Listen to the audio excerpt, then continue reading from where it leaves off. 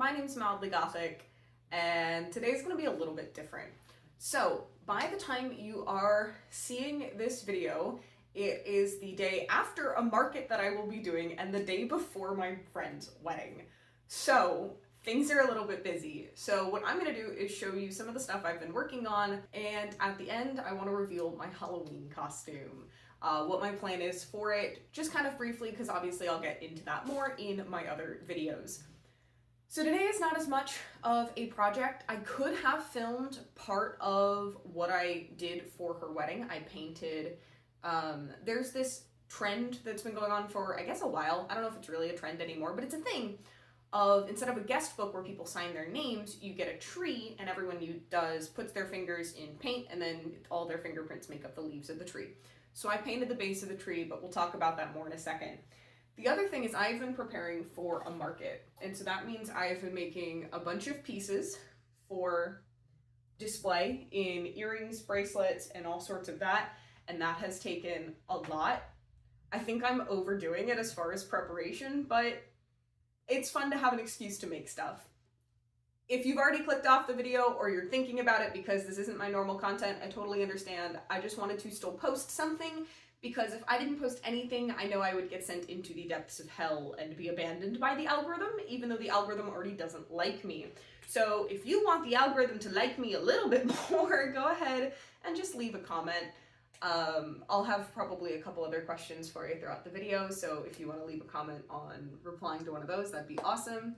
Anyways, let me show you what I did for this project for my friend, and then we'll talk about my Halloween costume.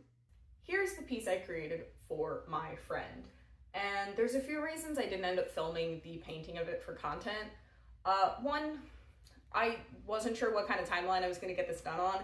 I've, again, like the boards, had this project for several months now, but I obviously knew the deadline for when I had to get this done by, the wedding, and I wasn't sure how this was gonna go.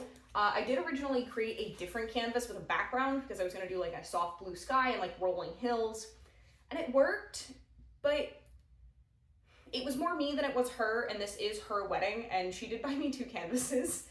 Just so I could have a practice one. So I have the other canvas. I'll probably just turn it into something else.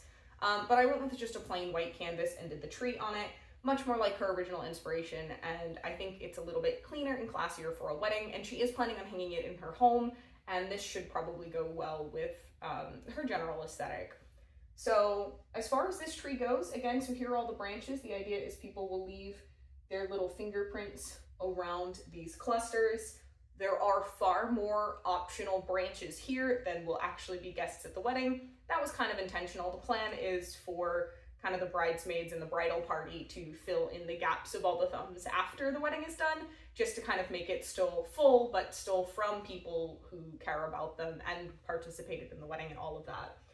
There's a cute little detail here of like a little carved heart in the tree with their initials, you know, like how kids shouldn't do it. Don't carve your names into trees, people. Leave the trees alone. Leave no trace.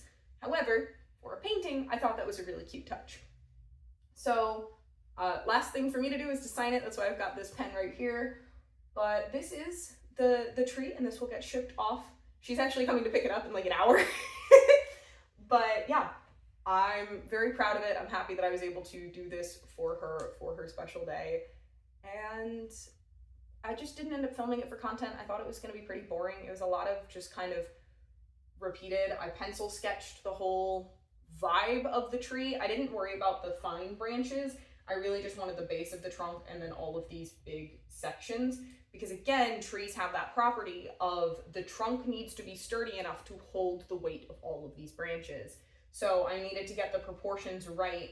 And one of the biggest struggles was making sure that it happens a couple places like here, but you don't want branches, they don't ever widen after they narrow. They have a pretty consistent narrowing and tapering to a point. So that was something that I was really made sure that I did well, was if it widens, it's either stays that consistent or it tapers down. It doesn't ever get wider again.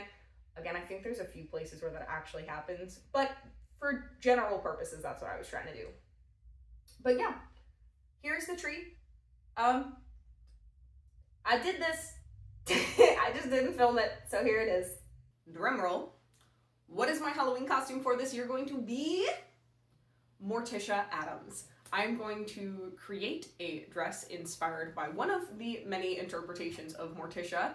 And so here's a question to you. What is your favorite interpretation of Morticia Addams? Do you like the original, any of the animated, the 90s movies, Wednesday? What is your favorite interpretation of her, and does she have a favorite version of her dress? Because it is actually not consistent, has a lot of the same themes throughout all of them, but each version of her dress is a little bit different, and I'm curious to know what your favorite is, and I'm going to give you a hint as to what version I'm doing, because I'm going to show you a piece of fabric that I will be using. Here's your hint. This is fabric that I have purchased for my Morticia Addams dress. What version and dress do you think I'm recreating? Because I'm very excited. I will explain all of my reasoning and kind of the path I went down to pick this fabric and this version, the version of her dress that I'm being inspired by, in my first video on her.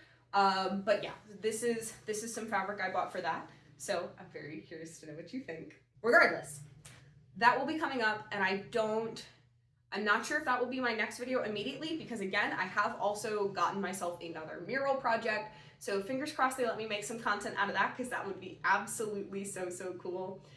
So that's about it. Again, by the time you're seeing this video, the market will be done. I will be getting ready in my bridesmaid's dress for my friend's wedding, so things will hopefully calm down a little bit after that. But I'm very excited for Halloween and what's coming up. What's your Halloween costume? Do you have it figured out yet? Are you someone who plans and makes it yourself, or do you just buy it from Spirit Halloween?